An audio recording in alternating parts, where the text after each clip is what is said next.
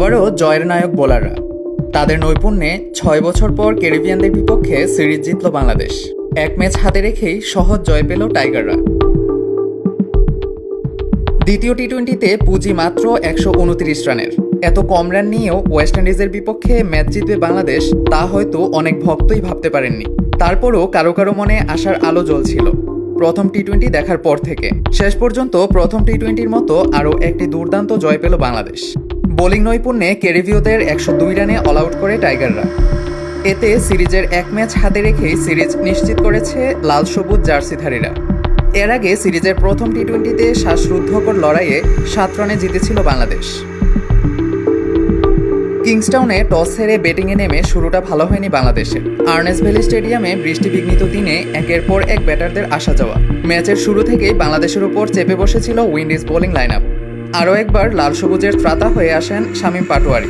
তার ১৭ বলে ৩৫ রানের ইনিংসটাই শেষ অবধি বাংলাদেশের বোলারদের খানিক লড়াই করার পুঁজি এনে দেয়। শামীমের ৩৫ রানের ইনিংসে ভর করে ১২৯ রান সংগ্রহ করে টাইগাররা। এর জবাবে ব্যাট করতে নেমে বাংলাদেশি বোলারদের বোলিং তোপে মাত্র ৪২ রানেই ৬ উইকেট হারিয়ে বসে ওয়েস্ট ইন্ডিজ।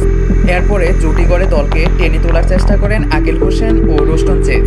তবে ৪৭ রানে এই জুটি ভেঙে গেলে ১৮ ওভার ৩ বলে ১০২ রানে অল আউট হয় ওয়েস্ট ইন্ডিজ।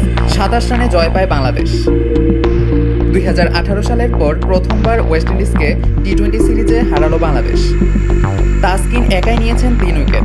মাঝের ব্যাটারদের ফিরিয়ে দিতে পারলেও বাংলাদেশ পারছিল না আকিলকে আউট করতে। ১৯তম ওভারে শেষ ব্যাটার হিসেবে তাকে ফেরান তাসকিন। শুরুটাও করেছিলেন তাসকিন। ব্যাকওয়ার্ড পয়েন্টে দাঁড়ানো মিরাজের হাতে আকিল ক্যাচ দিলে জয় নিশ্চিত হয় বাংলাদেশের। লিটন দাসের দারুণ অধিনায়কত্বে আর বোলারদের দাপটে বাংলাদেশও পায় জয়।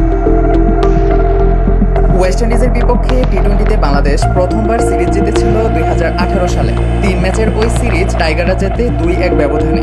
তবে সিরিজটি যৌথভাবে আয়োজন করেছিল যুক্তরাষ্ট্র ও ওয়েস্ট ইন্ডিজ।